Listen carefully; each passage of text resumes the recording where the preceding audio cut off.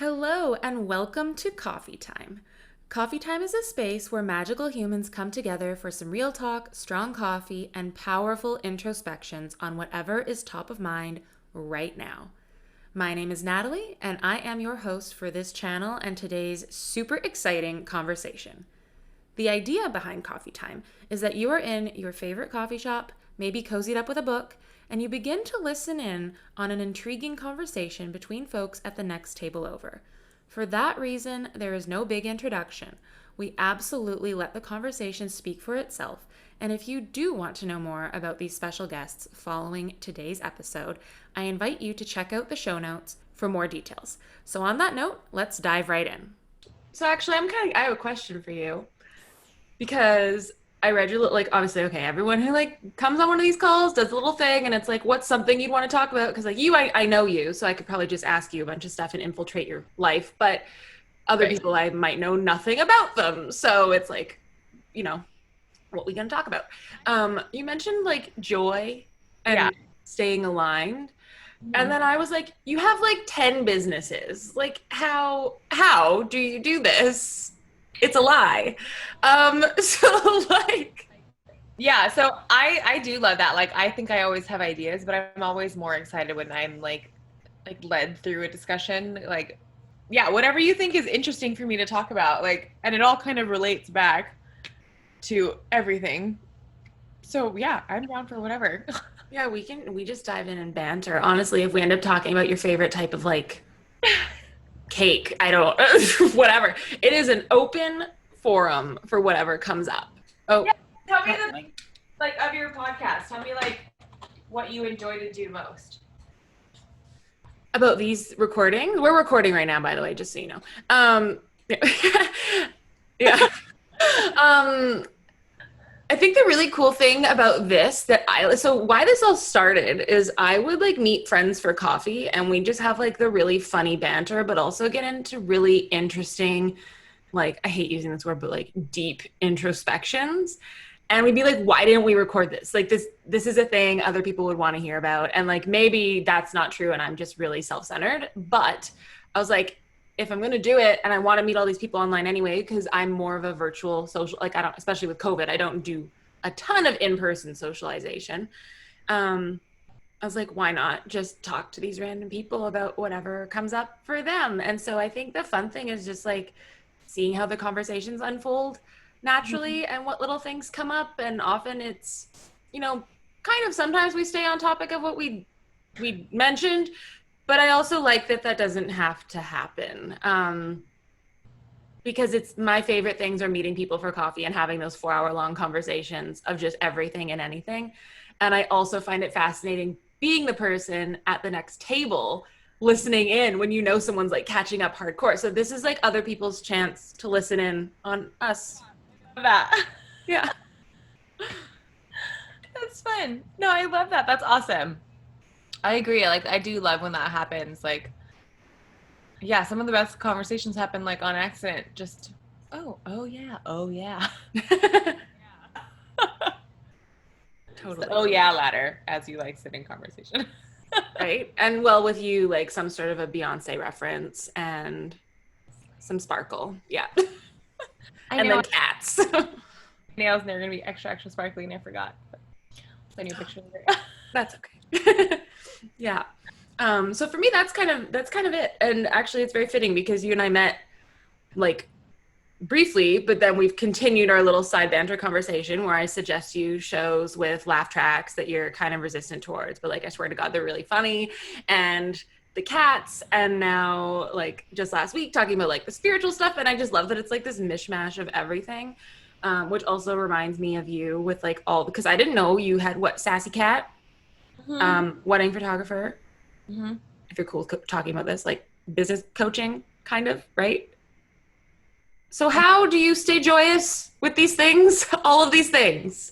And that's true request here, because my last year, without getting into too many details of my current life, but the last year I was working full time, doing overtime every week. So 50-hour work weeks, trying to build a business, having a podcast, trying to maintain a relationship.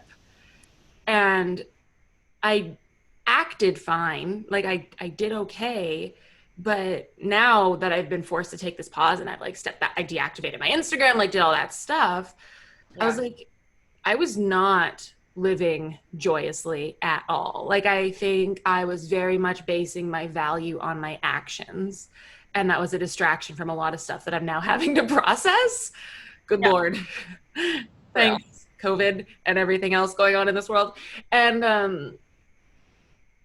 and I think like for me at least, I'm like, okay, I am not meant to go back to that like aligned hustle life. Like that's just not my jam. That being said, like life gets busy sometimes. So it's like, how do you maintain that, like, yeah, that joy and that spark? And that I think for me, really like that connection with others, especially because like I'm an introvert. I know you're more extroverted, but like I'm an introvert. So it's like, how do I keep those baseline things that are necessary while doing all of the others, you know? Yeah. Share your wisdom. My wisdom. Or just like disheveled life experiences that we can play back and forth off of. That works too. Perfect. Curve it all up. So I think that story is the story for pretty much everyone who was in business prior to COVID. Anyone who was running anything prior to COVID, like especially anything that required people and interactions or traveling or whatever, I think that's the shared experience is that everyone was like, and no one had time to stop until we all had to stop. And we're like, well, what do I do with my life now? Like what happens now? And then realizing that we were actually like deeply unhappy. We're just diving in. Just you know, Right away. Yep. I know that for me, like at my core, like as a person, I'm happy. I'm like this bright little person. I'm a shiny little thing. And I love that about myself. And that's like something I've been told all my life, like, oh, you light up a room, blah, whatever, all those things about being like a bright, shiny person. And I am also really good at stepping into that. Like if I'm gonna, for wedding days, I'm not always like raring to go, but I'm like, and like, you can do it. here we go. It's like anyone going to work that has to like put on their customer service face or whatever. And it takes a minute to like rev up, but as soon as I'm in it, like I can turn that on anytime. And it's not inauthentic. It just like that is my natural state of being. So like coming back to like being in that joyful space and experiencing life that way or letting other people experience me that way is kind of natural. And so it got like it was hard to notice because I could flip flop so easily. I'm like very like much like a chameleon when it comes to like reading the room or being who I need to be in whatever situation I need to be in. And that's kind of how this coaching aspect came about. So I spoke at this conference in the beginning of the year and I didn't know what to write about. And I was like, oh, I could write about being in two markets. Like everybody wants to be in two markets, la, la, la, cool, cool, cool.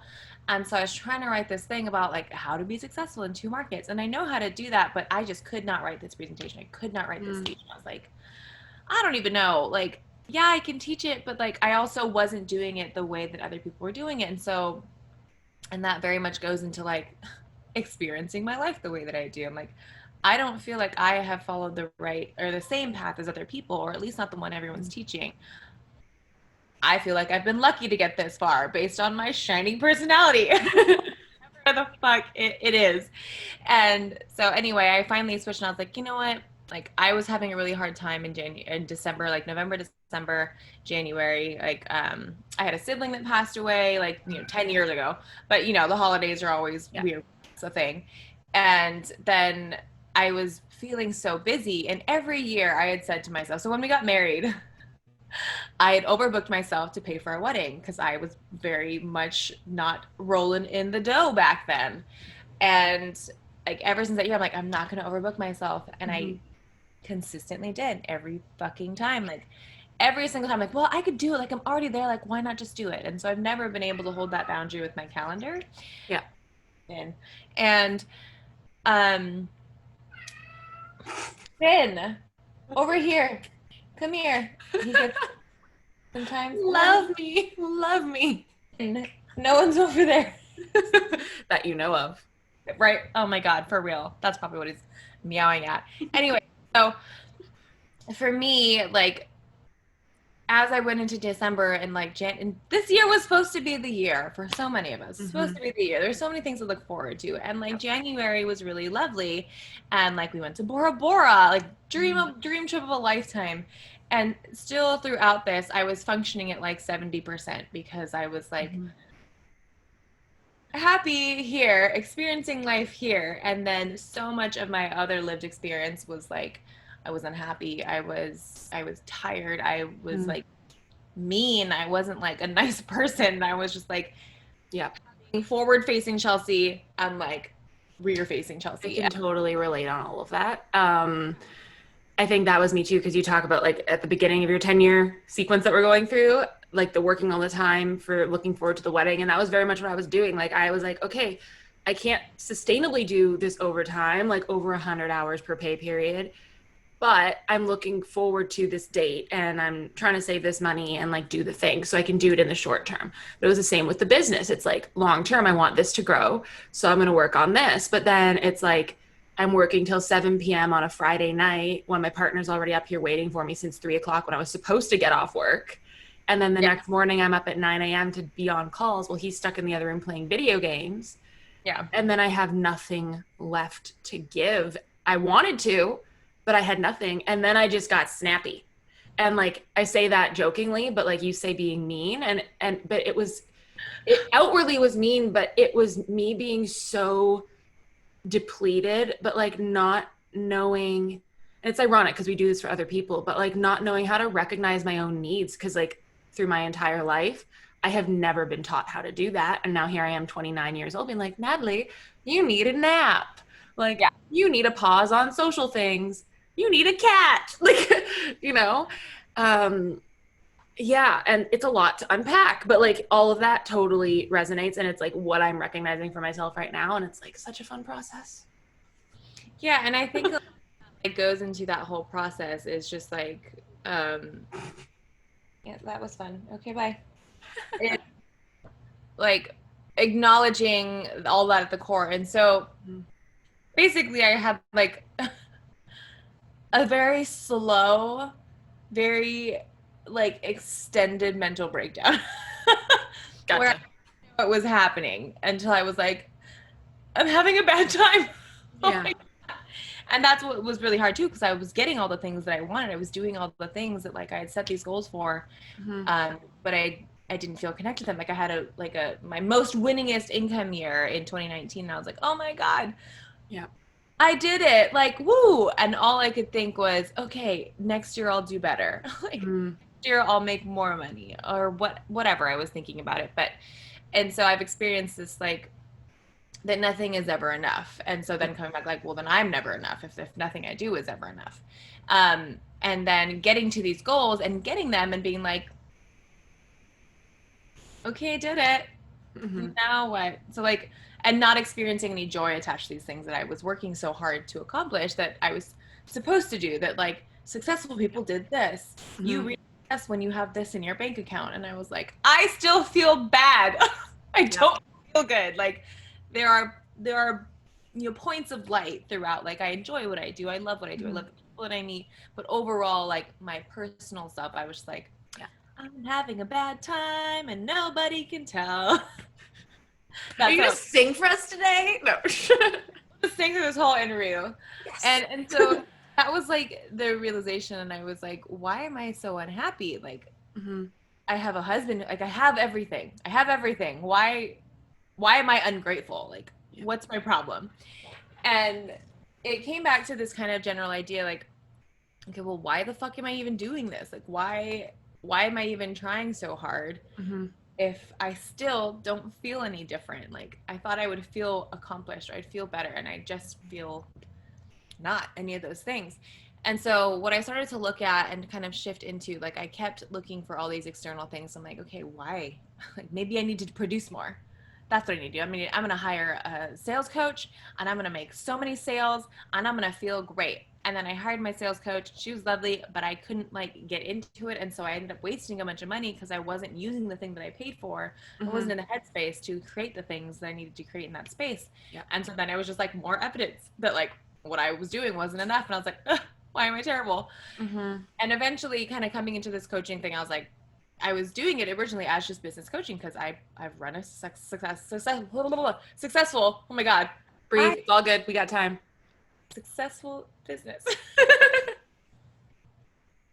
I run a successful business, so I know what I'm doing, and so I loved doing that. So I brought a bunch of coaching clients on, and then quarantine and COVID and everything, the world shut down, and I was like, good times.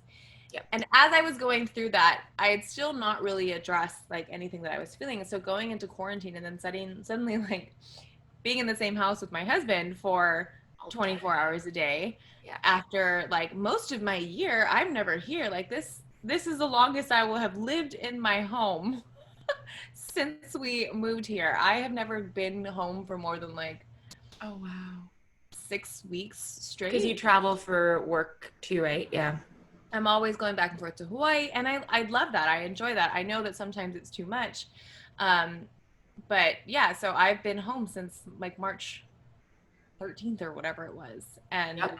never in our entire marriage really spent Mm-hmm. that like straight time together. And now we are like we've been different people. We've been married for 4 years and together for 7, almost 8, Yeah. and that was kind of like stepping into that because then we had a little conversation with you back then too about just like here we are as people in our lives and we kind of didn't know who we were anymore Mm-hmm. or who we were in relation to each other. Like we were friends and kind of like, hey, it's been a long time, what's up?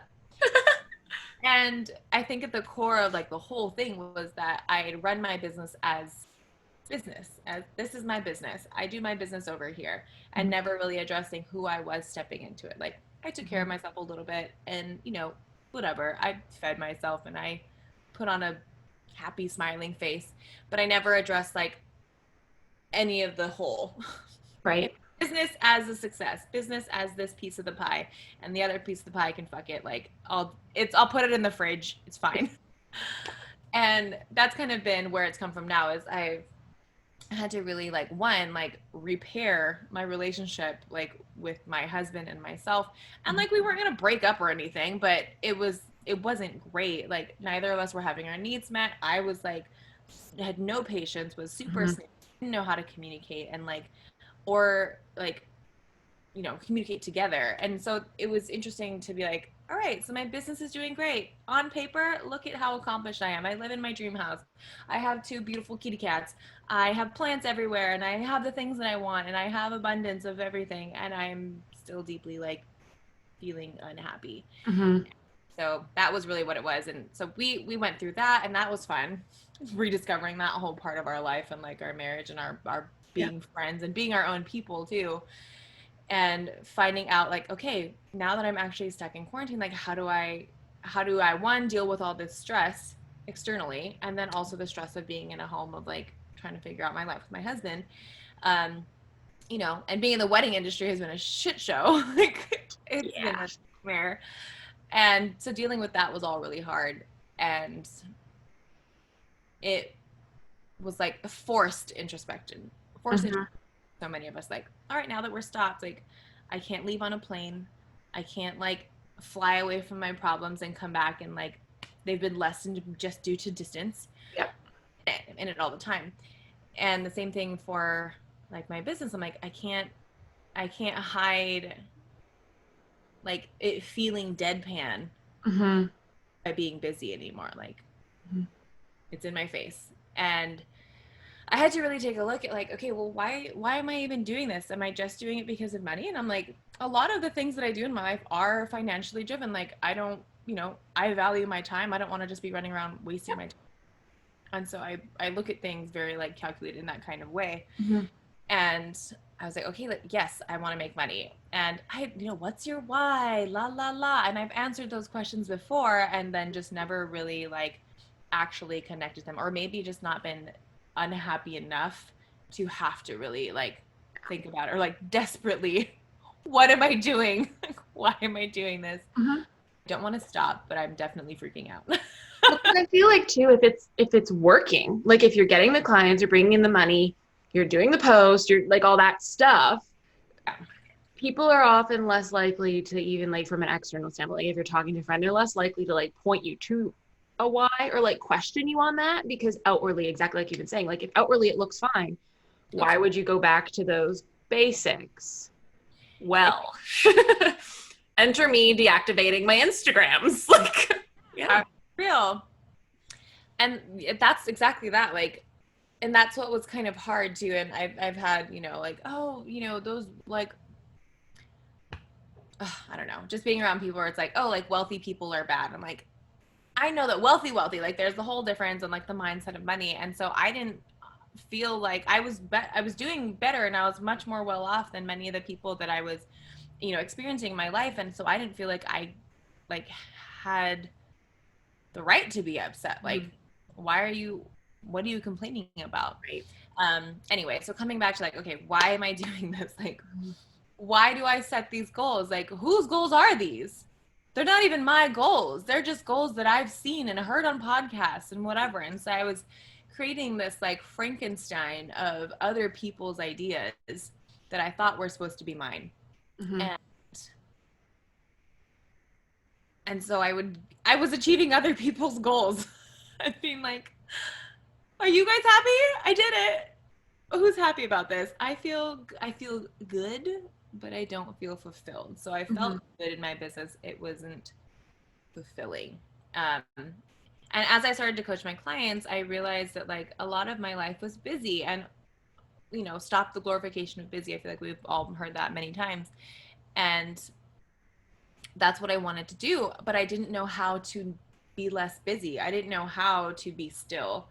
So even like I always wanted to fill my calendar because I always wanted to have more money. Like, and the root of my wanting to make all this money is I like to have the things that I like. Like I grew up, we weren't in poverty or anything, but we were lower middle class, and like there were things that were like, oh, we couldn't afford that. I grew up with that mindset, like, oh, it's too expensive, like we can't afford that. And my parents always worked very hard for me to still get things that I wanted. Like, you know, I was in gymnastics and that was like $300 a month, but my mom like figured out ways to pay for it, so I wasn't neglected. But in this life now, I very much like, I never want to worry about money.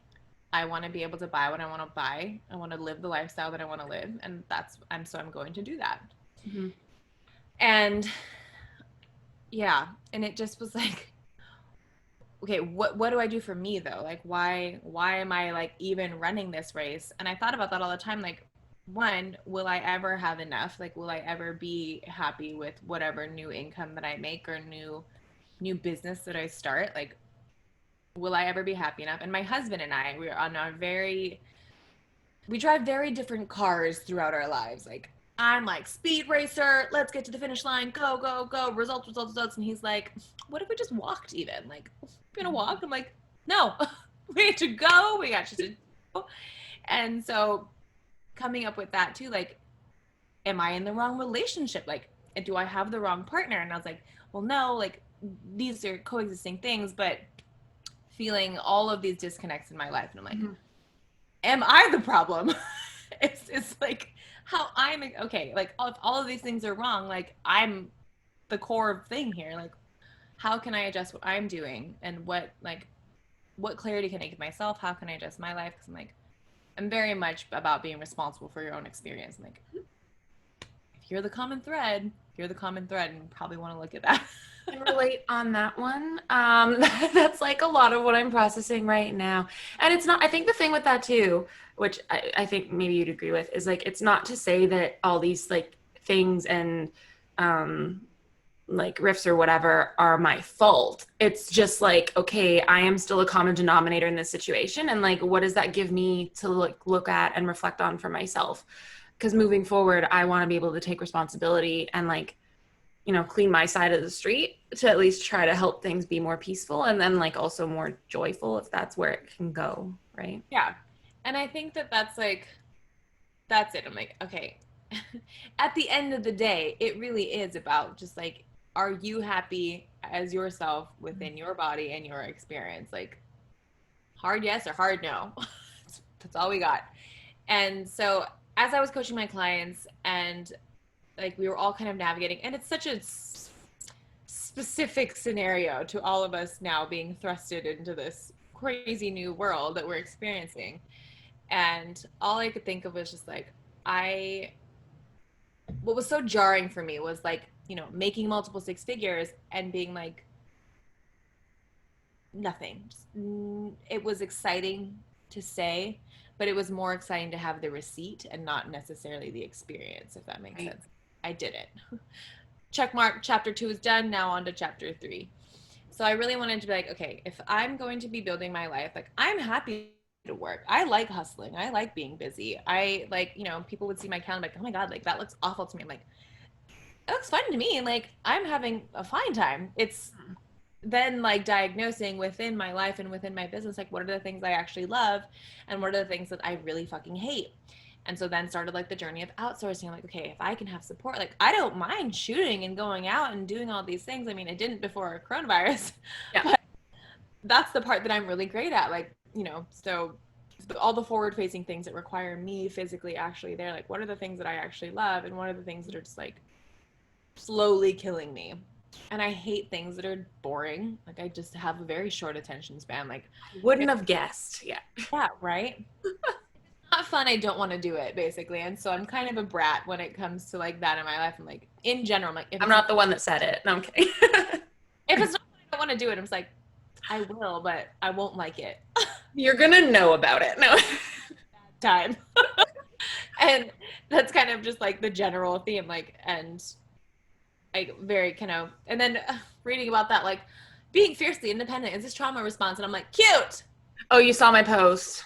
Interesting. Yeah. And I saw it like 800 other times. And so like all of us entrepreneurs who are very fiercely independent, we're like, are we traumatized? Yes. Honestly though, that is what I am looking into in my own life right now. And I'm realizing where I think though there's the balance, right? Like being fiercely independent in one aspect of your life and being able to come back and like be vulnerable and trust and like feel safe in a relationship, like cool. But when all you have is fierce independence and you realize that you've never allowed yourself to feel safe, and so you've never really allowed someone else to fully show up for you because you can't do that. And that's to me trauma response. That's what I'm unpacking, because I'm realizing like I like from when I was like a kid though, it was like, and this is not saying my parents weren't like there for me. I want to make that very clear. It's just like in the day-to-day things, it was very much like if I asked for help with something, it was like, well, you can do it yourself. And sometimes you just want someone to be able to help you. It's like, I can do it myself, but having that support is important. And I think that the more we experience that, the more we push away from even asking, because we realize like, this is going to be on me in the end anyway. And then it can, as adults, it's like in business, it can come up. Or like for me with my work and doing all that overtime, it was like, well, I don't have a choice. I'm just going to do it. And I know that I can. So here I go. And then what? Mm-hmm. Yeah. And that's very much like, and like, same, like my parents loved me. I was taken care of. And I still experienced a lot of trauma. Like we had domestic violence in our household, just like my brother had, like, he was bipolar, he was aggressive and like, violently so. And so I think part of that, like not feeling safe in my home and not feeling like, whatever. And I was the poster child, like, and so carrying that like perfectionism. And I had a therapist, or like I had a therapist. Yeah.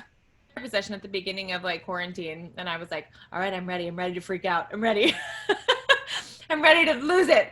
And I surely did. And what we had talked about and uncovered, and like I don't talk about my brother very much anymore, just because I don't know, it's like we had a lot of trauma together, and I feel like I've worked through a lot of it, and a lot of it absolutely 100% is fed into like the way I am in the world, the way I handle things and issues, and experiencing so much of my childhood as a martyr and like a people pleaser, and just like I was very, very attached to that my life was tragic.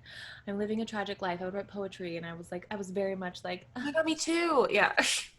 I'll get straight A's and I'm gonna work really hard, but like my life is really sad and nobody knows. That was like the narrative that I very much like lived my entire life by. And so what I uncovered like with my therapist was she was like, what did she say? It was great. It was good. I was like, oh, you did it.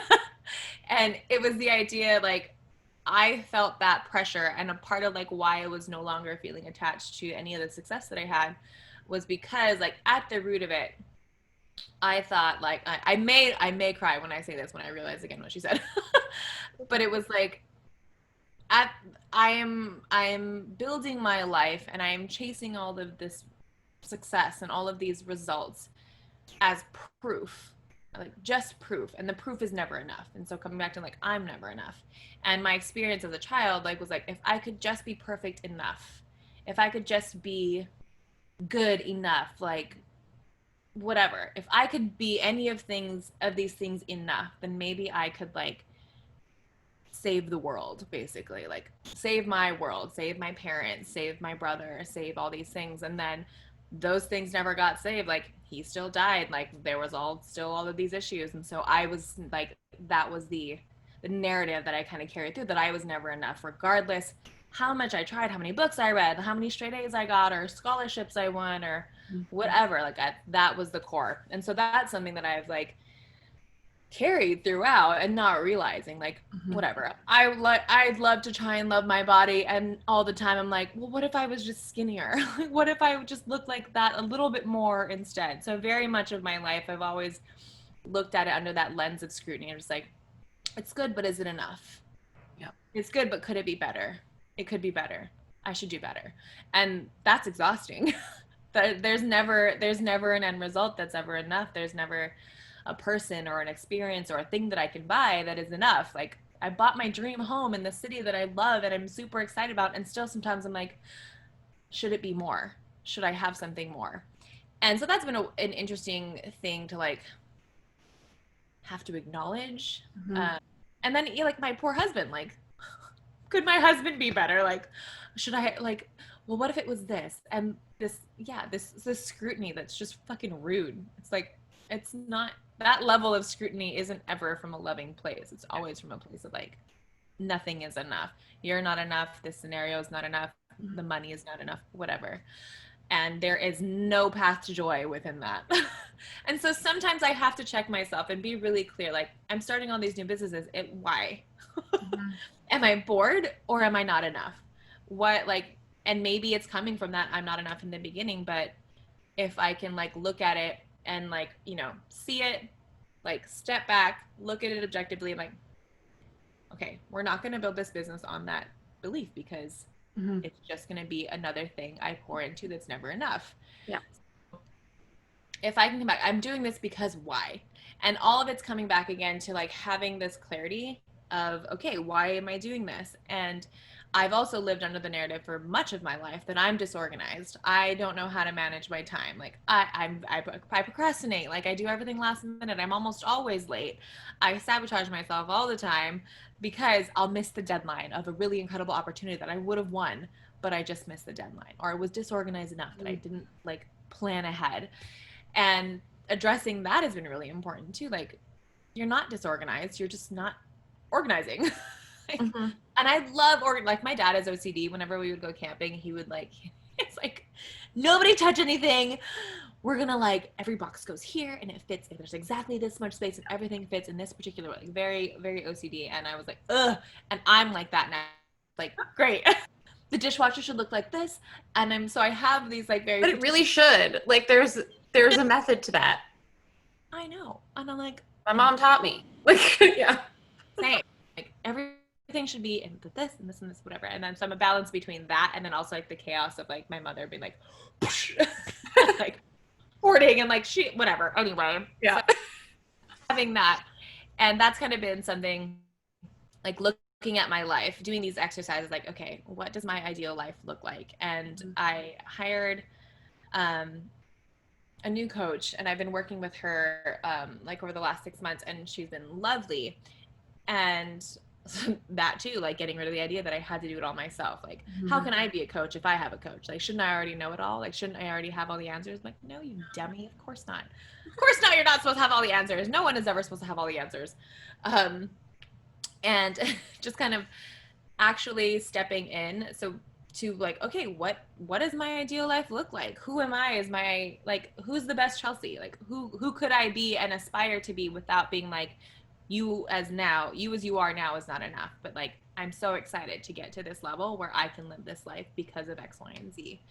And I'd never really done that before. Like I knew the things that I wanted, and like I knew that I wanted to live in the city because it was going to be romantic. I came from like a small town in the middle of nowhere, and I'm like, I'm going to live in the city. It's going to be great. Like I wanted to move to New York, and thank God I never did because New York is wild. But like, okay, what is my vision and why? So why do I want these things? Like, well, like why do I want a bigger house? And like I do. I'm excited to make a lot of money and have a bigger place, but why do I want to do these things? And more importantly, like what are the feelings attached to this reality where I do have all those things? And that has been really important for me to like realize like why? Yeah. What are my core values? And I had really never known what my core values were. Like I've always said, like, I want to take care of my family, and I do. And that's something that's really important. And again, like if I could just be good enough, like I could fix things. I can take care of people will be safe, whatever. And I know that I'm great at what I do. I'm awesome and I do a good job. Like I have the receipts, whatever. But like what are my core values and why do I do these? Why do I act like this? Like why a lot of whys. Why am I acting like this? Like why am I presenting like this? Like why do I see the situation like this when nobody else does? And then just kind of also getting into the right groups of people and acknowledging that all of my friends do not have to be all of like check all the boxes. I have like my girlfriend for specific things. I have like my husband is not my business partner. He's my sounding board because we do not compute the same way. I have now a business coach for that. I have specific like business besties that I like, oh, what do you think about this idea? Can you look at this copy? I'm now going through the process this last couple of weeks of having the team to support me. I'm like, and hiring them so intentionally. Like, I do not want to hire a robot. I want someone who can think with me. And I want to be pitched all the time. I want you to be constantly bringing me ideas. I want this to be a collaborative thing where we're all working together and where we all complete a project. Like, fuck yeah, that project was the shit. I'm so excited. You know, champagne for everybody. And that's like, it's super exciting to me. And so, yeah, I think overall was coming back to my values because, yeah, now I have multiple things. And that was born partly out of boredom, for sure. Like, what are some other things I can do? And very much like the excitement of like, oh my God, there's a whole other world out there of other ways that I can make money. And it's easy. Like making money is easy. Cool. Let me try all these other ways. Yeah, because I had never like wanted to be a photographer. And something like the short long story is that like I have an older sibling, and when they came to live with us, they brought a camera, and I like doted on them. I was like, oh my God, everything that they do, like I wanted. Oh my God, you love cameras? Yes, poetry, amazing. And so all of those like things I kind of like osmosis from her are still very core values of how I experience my day. And that was literally why I picked up camera, because they brought a camera and they liked photography. And I was like, okay.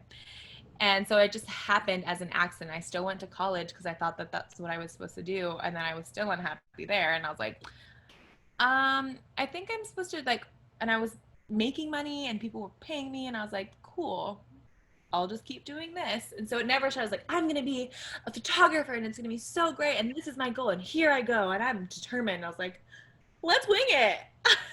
Yay. And then like my brother died, and then I was like, I'm gonna travel the world. And then I like pierced my belly button and got a tattoo and like moved to woo, like all of those things. I just like rebel. Yeah, rebel. It's so scary.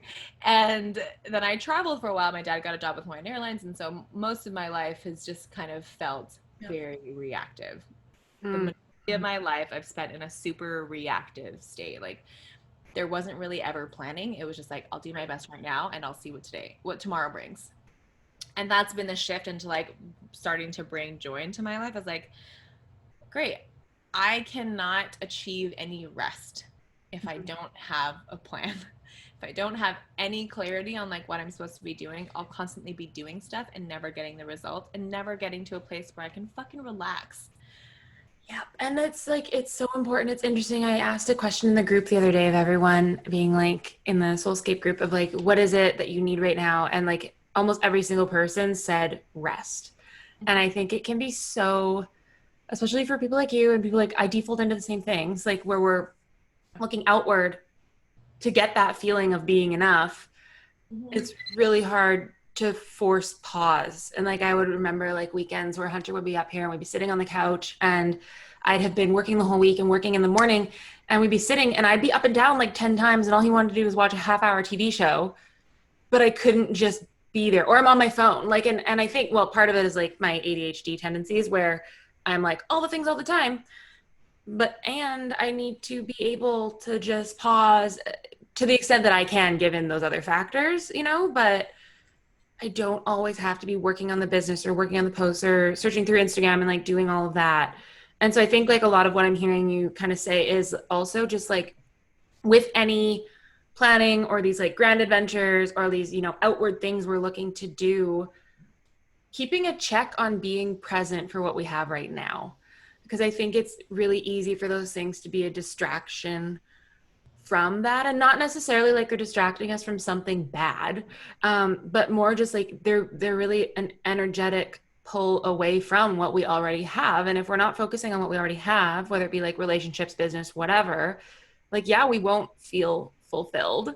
So having those check-ins I think is really important. And then also like you were kind of alluding to is like being enough without having those things before we go after them.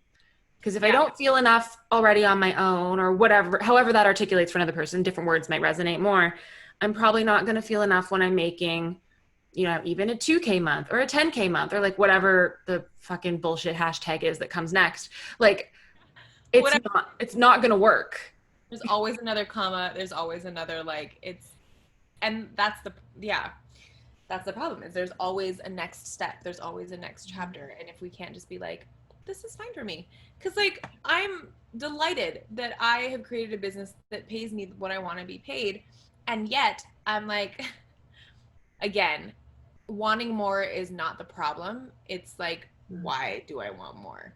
I love having more. I will always want more. And it's now the active practice of being like, okay, let's do a check-in, Chelsea, a Chelsea check-in. Or like, what are we doing? What will we get? Will it change? Is it worth it? Mm-hmm. Also, there's that. Is it worth it? Let me work it. Let me put my thing down, flip it, and reverse it. So I like will think. I don't know the next words. I don't think anyone actually does. Just so you know, it's nonsense, which is life. Life is nonsense. There we go. Thanks, Missy. I like that tie up. That's perfect. Yeah. Missy, no one coming next, but we all know what it sounds like. Right. And so that very much that like, okay, so why? Like, and you know, you were asking like, why you have all these businesses? Oh my God, like how do you stay whatever? And I started them all. Like I have the photography business and I've been doing that for like 10 years and then really full time in the last like 6 or 7. And then I've got the coaching that we really just kicked off this year. I've been doing consulting before just like for free. And then I was like, oh, maybe I should just do it. So for free. Yeah. So maybe I should charge for this. And then I started to explore e-commerce because I knew that at my core, like I knew that the life that I was building was not serving myself. It wasn't like serving my husband. I was too busy. Mm-hmm. I loved what it got me, but money, and then like money didn't have to be that hard. Like I didn't have to be losing my mind to make money. I didn't have to be like never still. Like money comes from stillness all the time. Like what? Yeah. And that's kind of my thing, and that's probably the next tattoo I get will just be let it be easy. Mm-hmm. Why? Oh God, that one. My friend said that to me recently, and I was like, God damn. He actually said, he's like, why do you always pick the difficult thing? Like you always make it difficult. He's like, life can just be easy. Yeah. And like, there's always going to be, and I think that it can sound really like dismissive in a sense, because like obviously we're all in very different circumstances, and like there will definitely always be factors of life I think that are not, like, with, for me, like maybe my health stuff, or like the border being closed was a fun one, and like all of that kind of thing. There's always going to be the struggles or the whatever it is for you, but it's like I don't have to make things more of a fight than they already are. Yes. Yeah. Like, and that, privilege or just like our general life circumstances, not always the same. Totally. Things are hard, but exactly that. Like, why are you making it harder than it has to be? Like, if it's a hard task, it's going to be hard, but like, why are you putting more shit on it to make it Do it harder? uphill with a 50-pound backpack and like, yeah. Like, all right, here's the hill. Exactly. Let me carry 7 other people and then like also juggle. Knives. Yeah. Yeah, nobody asked me to do those things. Like set them on fire. Exactly. They're just like upping like, and I think that's like a show. Like we all are just putting on this show. Like, look how hard I'm working. Look at everything that, look at the struggle I've overcome. And I think that's important. Like we all do have to struggle, but like, why are we making it so much harder than it has to be? Like the level that you struggle doesn't always it doesn't obviously based on me like getting these things and being like, I'm still not happy. It doesn't make it any better. It just makes the story maybe more interesting because we're conditioned, I feel like, to think that things have to be hard. We have to, like, I was raised with that mentality. Like, you have to work hard. You have to work hard. Everything is working hard, working hard, working hard. And I'm like, and for me, like, I'm lucky that for many, I pick up things really quickly. And I either do or I don't. Like, either pick up something and I'm really good at it really quickly, or I'm just like terrible forever. Yeah. There's no middle ground. And so like I was a really talented, like I was, talented at several things. Like I draw, the singing, music, gymnastics. I picked these things up. And so I never really knew like the super value of hard work because things came so easily to me. And my gymnastics coach said to me once, she's like, you like, what did she say? It was wild. And I remember it obviously, like I was 12 when she told this to me and I'm like, I still remember. But she was basically like, you're talented and like you're of no use to me if you can't work hard. You don't understand the meaning of hard work. It's easy to you. And I would rather have 10 gymnasts that work hard than one that's talented. So like get your shit together. And I was like, Damn. that, like, obviously I don't remember her exact, verbatim, but it was that essence. Like, you just think that you can run around here because you're talented. I don't give a shit about you. You don't work hard. Like, you don't know how to work hard or like learn or overcome. And then for the next how many decades of your life, you're like, I'll show you. No, yeah. But I think that too, what you mentioned about like, I'm either really naturally good at something or I'm not. I think that's also like, I can relate on that too. Like, I feel like you and I have a lot more in common than we probably realized the very first message exchange we ever had. I think it's common for people who are those more like tending towards perfectionism. And I don't think I am a perfectionist because I'm at a point where I can let something go. Yeah. Like, it's hard for me still, but I can let it go. Like a perfectionist, you will drive yourself into the ground, like destroy everything trying to be perfect because it's never attainable. Like, but I think it's natural for those like us to go into the things we're naturally good at, because the thought of doing the thing we're not good at, whereas some people will be okay with that. But for me, that would be like soul crushing. And that's been the thing over this past like year, and recognizing all these things and where I haven't paused and I haven't whatever. And I come out the other end and it's like, I have literally been hating myself for the last 2 years, but not knowing how to step out of it. And that like, it breaks my heart knowing how that impacts the people around me. Yeah. Yeah. Just got heavy, but like, I feel like you're kind of talking about that. And like, that's what I've experienced. And it's like coming out the other side and making these shifts you're talking about, which I think also, I love that you've broken them down to be like so practical, like with the reflection points and whatever. And I think that's important. And I think it can apply not just in business, but in like day-to-day life, right? Like, for me, it might be like, why am I choosing to go meet another friend today when I've already seen one? And like, I'm an introvert and I know I need time alone. And like, that might be how I check in and step back and plan for another day. And that makes it like really accessible to start making those changes and doing that reflection, which I really appreciate that you did that. And I think the other piece of that is like, for me, is like, forgive myself for the years that I wasn't doing that and for how it could have hurt other people. because they all just love me and they just want the best for me. And I know you have all those people too. Um, and I think that can make it, if I hated them, sure, but I don't. And that makes it really hard to recognize where I have prioritized, I don't know, a sales call that didn't pan out over spending intentional time with my partner.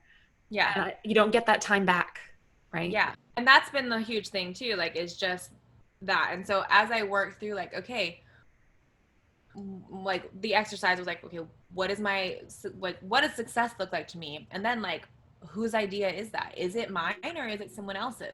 Like, what rules, what like standards of success am I just absorbing from other people? Because I'm like trying to essentially still be a people pleaser. I'm like, look, see, I did all the things. I have this receipt and look, I did it. Versus like that, a lot of those things don't fucking matter to me. They're not mine. And so realizing that, like, other people's successes, while many things are universal, are not mine. Those are not my standards. Those values are not my values. And so what are my values? What does my success will look like? And when I boil it down, why does it look like that? And so for me, like, I've come to realize that time, obviously for all of us, I think the real freedom comes from realizing that time is it. We can make as much money as we want, but we can't make more time. Like, for people like who've lost people, like you can make all the money in the world and still never, ever, ever get any of that time back. And so why waste all this other time doing all these other stupid things that really don't matter in the end? Like, I'm not a mother. I don't really think that I will be a mother, but We like, got cats. We got cats, right? They only live so long. And so, like, being able to do those kinds of things and, spend my time the way that I want to do it. So more so than spending my money the way I want to spend it, it's about spending my time the way I want to spend it. That's my chief currency at this point. So I love that. Investing time. I like to look at it as investing time. Like, I spend money, but I might, well, maybe invest money too, but more often it's like I spend money. I'll go find the thing and spend the money and like whatever. But I want to invest time, whether it be in myself, in an activity, in a person. And that's like, I'm not saying I live that way all the time, but it's a intention I want to move forward with because I recognize where I've let it fall away. Yeah. And that's super important, is like, we can work all we want, and that's been like the main thing. So knowing that now time is like my most important thing and like my most important value, my core value, it's at the root of everything. Like, and it gets to a point where it's kind of selfish, and like, that's good. That's okay to be selfish with your time, because that is all you have, and it's yours. So investing it where and how you want with whomever you would like, and being really intentional about the way that you do that is just, like, has been super important for me. And so looking at everything that I do, and I'm this way, like, I have this very entrepreneurial mind. Like, I can't really stop thinking about how to monetize stuff. I'm like, ooh, yeah. Ooh, and that could be like, ooh, and everyone's like, Chelsea, like, we're not talking about like, sorry, okay. So I have to, like, really work to shift out of that. But is this worth my time is like the question I ask all the time. Is this worth my time? Is this the best use of my time in relation to my other values? Not out of guilt, not out of like, I should be doing this, but like, okay, this is my core value. Is this lining up? And so time is really important to me. Like, we really want to spend time with our families. Like, our parents are in their 60s and we're our 50s and 60s, and we're like, we should probably, really make an effort to spend time with our families. And like, we can. Why, if we're gonna spend $400 on fucking nonsense in a month, why not save it and or make more, make another $400 or $500, $5,000, whatever you want, and then go see our families like every 3 weeks. Why not? Because there are no rules. Because if that's the life we want to live, we can absolutely do that. Except COVID travel restrictions. That, now that there's a fucking pandemic, that throws a real wrench in it. Wear your masks, people. That's all I'm saying. Wash your hands, wear your masks. Don't be crazy. Don't be wild. Yeah, for real. So time was mine. And then flexibility. I do not thrive in rigid environments. I I was a really bad personal assistant. I was a pretty good personal assistant for a minute. And then I was a really, really bad barista. I was a barista for like 5 minutes. And I was an angry barista, but I was good. Awful lot. I could not remember people's drinks. Like, I would get flustered and just like immediately forget everything. Like, No, I see. I worked in the kitchen in high school when I was 15. I helped supervise the kitchen actually, which was wild because the guys were like twice my age. And I'm like, yeah, no, I run this bitch. But I would memorize like 10 to 15, we called them chits, but like receipts, like tables, and do it myself. Like that's me. And that is very like, I feel like maybe I don't know. It's I think it makes sense because like I need more to stay engaged. And I also as my safe place like default to intellectual endeavors. And that's always been me. So like other people in my situation might have pushed away from school and like, just whatever. And like I did party and, got into my debauchery, but my safe place was school and it was that structure. And so I'd like throw myself in full on. And so it was actually similar when I was a barista. Like I worked at Starbucks for a couple of years and like I was angry and angsty because of where I was at in my life. And I was rude to customers, but like I was right. And I could run the whole place myself if I had to, you know, and but you couple that with being like 18, 19, and it creates a sense of entitlement that's like really dangerous when you're highly caffeinated. But yeah, so like that was how it came out for me, was actually like overly good at that kind of stuff. But if anything was like slightly unorganized, like I'd be like your dad with the camping gear. And if someone put the thing in the wrong place, even if I was like wrong about it, I'd like panic. Mm-hmm. Yeah. Yeah, and like so, and acknowledging like, okay, do you thrive in structure, or do you need, what kind of structure do you need? Because like there's so many different kinds. Like, does it need to be rigid? Does it need to be methodical, or do you just need to have like a loose framework for what to follow? So I don't do as well without like, I have done fine, but I don't do as well totally solo. Fair. Like I very much need to bounce ideas off of people. I like to get insight, and maybe that comes from just being like not trusting my own decisions, and I overthink things all the time. um but so flexibility, like what does that look like for you? Like how does it fit into your life? And for me, it's very much about like I want to be able to do whatever I want whenever I want to do it. Like I can have deadlines, but I never ever want to be beholden to somebody else. Yeah. I set the rules. I'm type A in that way with my life. I'm like, this is my fucking party, welcome. Would you like to? Not, you can go. Yeah. Like a little alienating sometimes, but like, I don't want you at my party. Then leave. Bye. Cool. And so that has come back to like my time is how I spend it, and I don't want to spend it with people that I don't like anymore, or who don't like. If I leave the experience feeling depleted or like gross, I'm like, well, that's never gonna happen again. Mm-hmm. Because I spent so much of my life around people who made me feel less than, or feel gross, or just like weren't in alignment with me or serving because I thought that I needed to, or like I wanted to fit in and I didn't want to be lonely. And I'm like, that is no longer the case. No, and I think on the flip side of that too, it's important that when you kind of invite those types of people to your party, it also allows you to be that person who shows up in the way you want for them, right? Like if I go out of my way to like, we'll say spend time with someone who I really don't actually want to, or maybe it's someone I super duper love, but on that day I know I don't have the energy, and I go, I'm not going to show up in the way that I want to, or be able to like be of service in the way that I want to, and that's just not going to feel great for anyone. No one's going to have a good time.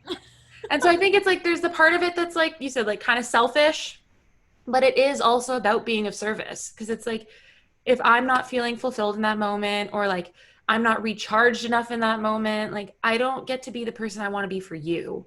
And that is not how I want to invest that time. Like it'd probably be better investing it, spend some time alone, or like go for a run or whatever it is for you, so we can come back the next day and grab coffee and like be happy. Exactly. And so the same thing is like, I love the analogy that you can't give from a cup that's empty. Like, fill your cup, give from your overflow. And that's like very much the case. So yeah, I think a lot of us are like suffocating under obligation, like thinking that we have to go see these people. I should do it. I really, whatever. And even if we don't want to, if like our energy's not there. And so that's been, and I think I've like had to be hyper aware of that, because I'm like, if in the exchange of money, like if I'm being paid for something, I want to be showing up as the best. And then sometimes there aren't cases where I can like reschedule or whatever. So being very, very like proactive, like, okay, I have this thing tomorrow, so I need to rest or do yoga. I need to, whatever I need to do to be showing up as my best self. To have that flexibility, like my flexibility comes at a cost, which obviously, of course it does. And my flexibility is inflexible, essentially. Like, Yeah. but that's really important to me. And so, starting all these new businesses, I'm like, okay, why? And how I feel about it is like photography and like one-to-one, like this exchange of my time is short term. Like it's just existing as I exist. If I break all my arms or I get coronavirus, knock on wood, I'm in the hospital for 6 months, they will not exist without me. Mm-hmm. And so with e-commerce and like, starting to do education and build courses and having more things that are available without my direct energy exchange, like that's successful to me. That's longevity. Like that's the goal. And if I do that, then I can like, I can winter in Hawaii and like summer in Seattle. Like what a dream. That's the goal. Bless. And being able to do that means that I have to, again, like coming back to that life of flexibility. And then the last one was like impact. Like you said, like I want to be positively impacting people. And so I know that I do that with many of the things that I already do. But how can it be? And sometimes like it's not a direct relation. For me, it usually does come back to money a lot of the time. Like if I have more money, I have more time and therefore more flexibility to leave more of an impact. And so those are my kind of three things is like time, flexibility, and impact. I don't want to just be wasting my time doing this thing for nothing if it doesn't have an impact in some kind of capacity. So those things are really important to me. And that's kind of where I come back again to this like idea of joyful success and living joyfully is that like your life will not always be joyful. You will not wake up every day feeling like on top of the world. Like it's just, you might be on drugs, but my experience, that doesn't last. Exactly. It's also very short-lived. There is a come down. Yeah.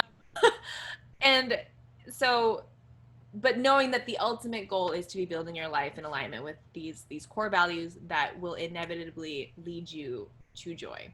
Mm-hmm.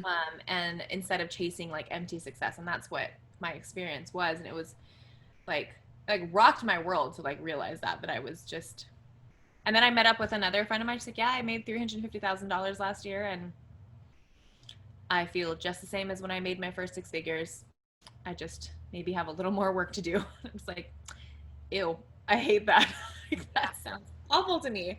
Like, whatever. And that's kind of been interesting too. And the same thing, like I met another photographer who like had a studio and his studio made like 4. And he was like, yeah, and it was really exciting. Like we made, $400,000 last year, but I made like 80.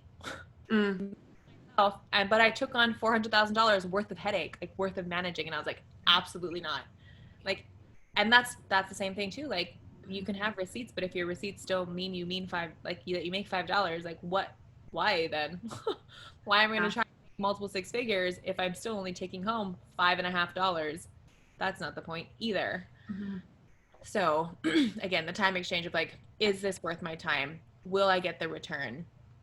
Like, it sounds kind of cold, but my life is very transactional and I value it feeling transactional in that way. And then the same way, like not everything needs to be making me money. Like there are things that I can be doing because I love them, because they're joyful. Like I used to read avidly as a child. And so part of now living my joyful life is making time for hobbies that don't make me money. Yeah. And that's a really hard thing for me to do, is to do something that's not paying me in some capacity or like isn't visible. I don't know. Paying your soul. Right? Here, I put my soul bank. Just putting money in. Whatever. No, I love that. And I think that's like, it's so important. And like, yeah, so much of this resonates because I'm at that point of being like, oh shit, what have I done? And like letting it all go, basically. So I appreciate you sharing a lot of your experience with that and like the steps that you've taken. Cause like I said, like they can apply not just in business, and it's an important check-in for us all to do. And like, I think it's been interesting because I'm always the one who's like, what are your 3 core values? And I think I'm at the point of re-articulating what that is for me. Because I think that over these last few years, living this hustle, I thought I was living along the lines of certain values. And maybe those values are the same, but I was not actually living in alignment with them. And so figuring out how that shows up as I move forward. And like, honestly, the first thing that comes to mind, and I think it's more value right now because of just what I need, is solitude. Mm-hmm. And that's just where I'm at, is that reflection and like filling up my cup because I am exhausted in all the ways. and like connection, but like meaningful connection in a way that works for me. So like conversations like this, I love. I have a call actually in a little bit here, so I do need to be mindful of time, with someone who I've never met before, but we're talking for the first time, and just to talk, nothing more, but it's exciting. And I like that. But also recognizing like after that, I'm going to need like 4 or 5 hours alone, because for me, that's a lot. And like that's my baseline right now, and like that's okay. Yeah. Mm-hmm. Yeah. Yeah, and I love that. And I think that's what's been really important too. So I used to write my ass off. Like I would write stories, I would write letters. I loved writing letters to I myself. started a book. Okay. Yep. I'll fill you in on that one later. Yes, perfect. And yeah, and so all of these things, and I forget that that's been the issue, is that so much of my time and so much of my energy gets sucked up into the things that don't fucking matter. Yeah. But are essential, like doing tedious shit in my business and whatever, and like never having the time to actually get into my creative zone, or like my zone of genius, because I'm so filled up. I'm so full of fucking dumb shit. Essential, but not, I don't need to be doing it. And then also like, okay, I can do it all, but do I need to be? No, of course not. Of course I don't need to be doing this all. Of course I don't need to do it all by myself. So I think part of joy comes in like releasing the need to be perfect, releasing the need to like muscle up and do it all yourself. Like solopreneurship, I think, is a lie, and I think it's really toxic, because I thought that I had to do, and so even now, like I've experienced, like I'm seeing where these thoughts and these beliefs come from. Like my dad like will not hire someone to help him with the yard, and I'm like, why not? Yeah.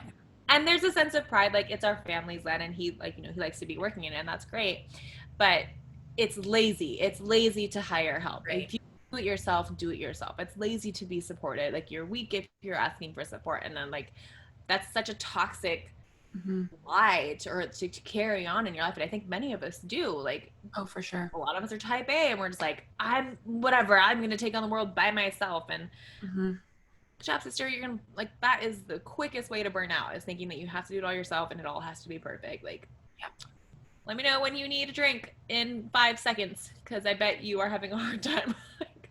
So, yeah, that's the fun thing about going through this now, is I get to do it without alcohol.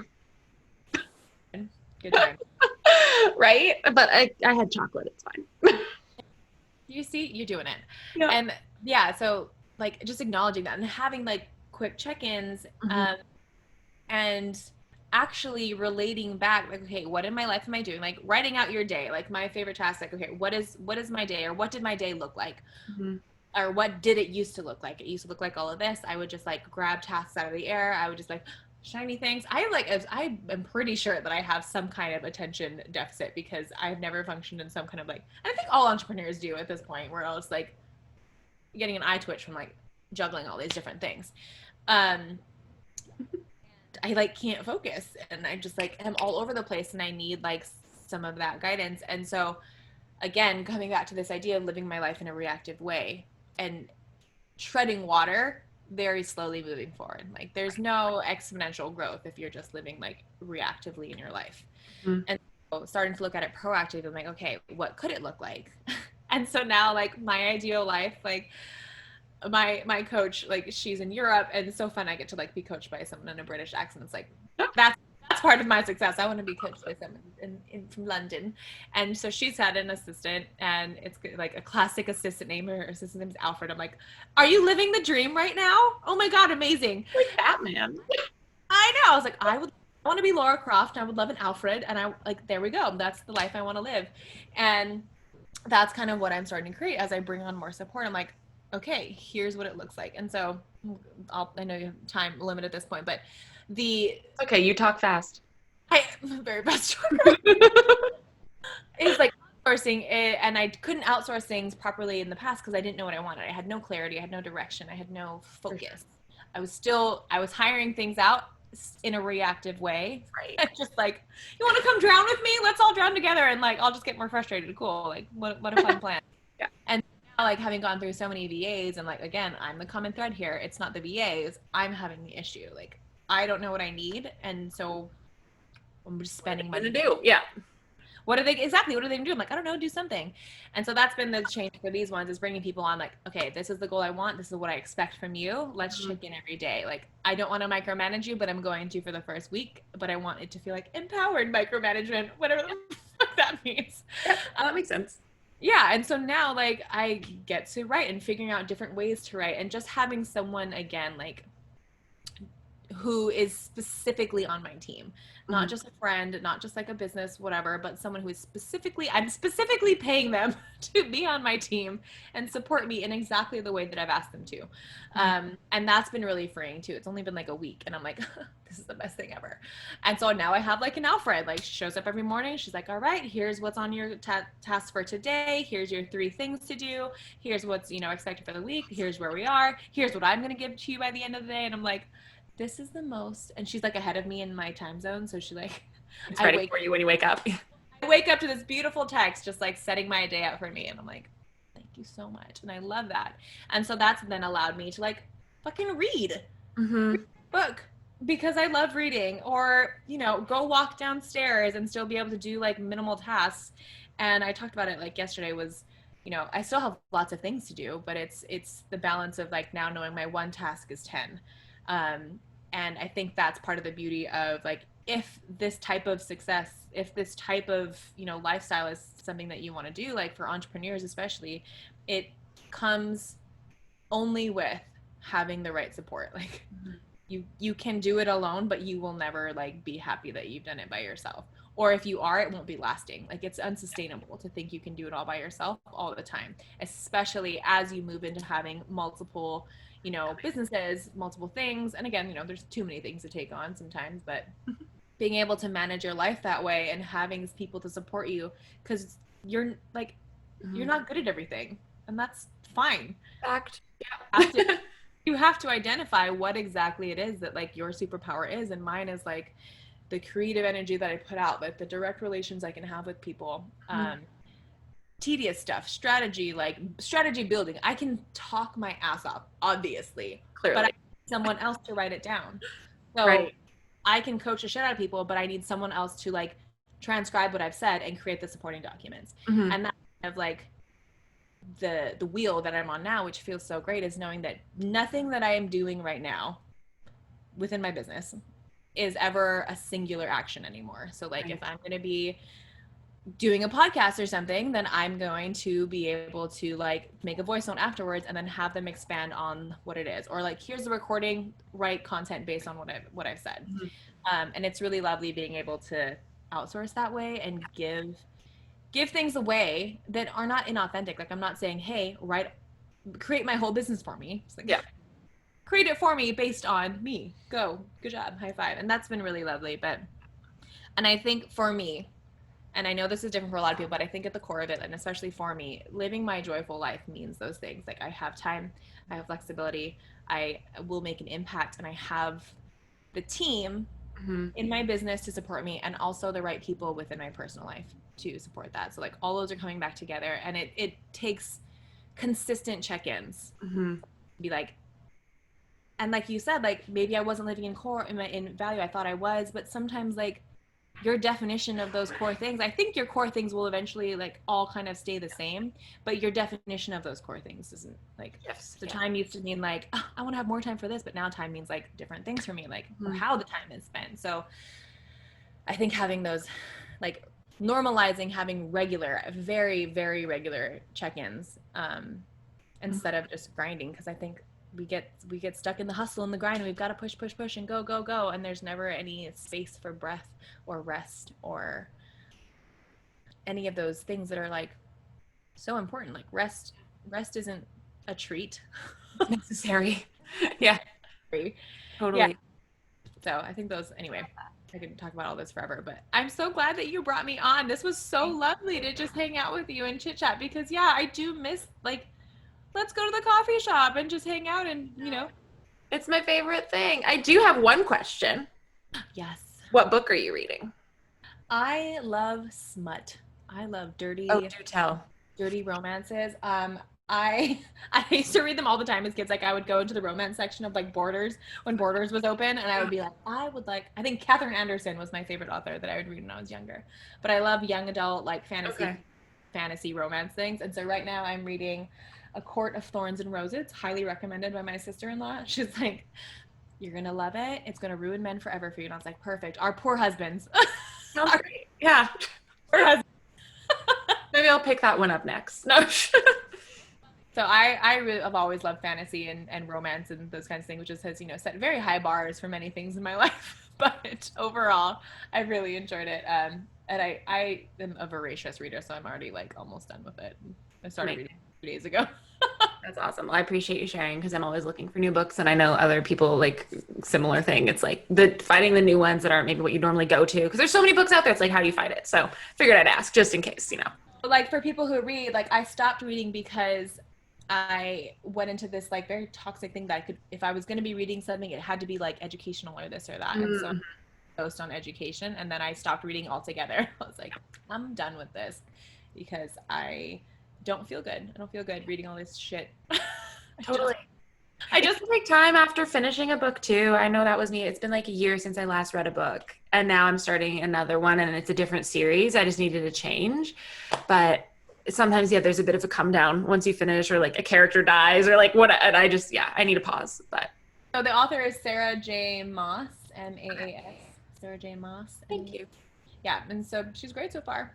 Very much enjoy her. But yeah, I think that's again living your life in joy. Is that like if you can't think of a hobby immediately off the top of your head, that's a fucking problem. Not bad. That's a problem. And so that's like, That's the final message of today. No. Hobby girl. Yeah. Exactly.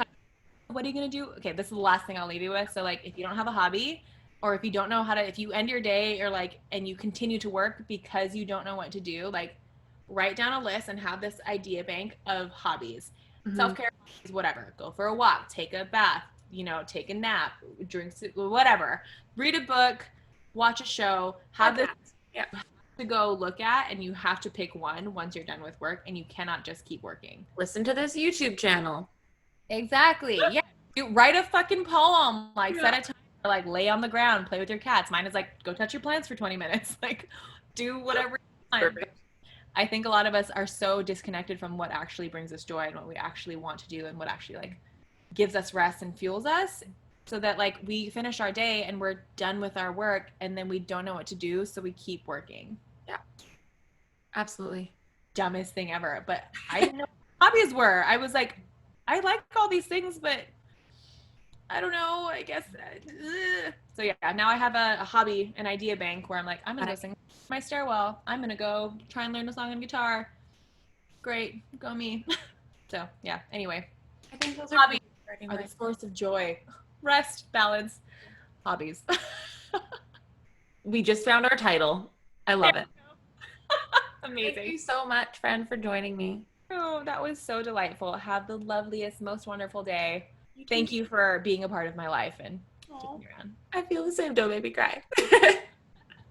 Thank you so much for tuning into today's episode of Coffee Time. Before you leave, don't forget to hit that subscribe button. And if today's show resonated, I invite you to drop into the comment section and share whatever personal introspection came up for you today. Anything you can do to help make the show more accessible is super duper appreciated. Until next time, I am your host and coffee drinking companion, Natalie, wishing you a beautifully caffeinated day.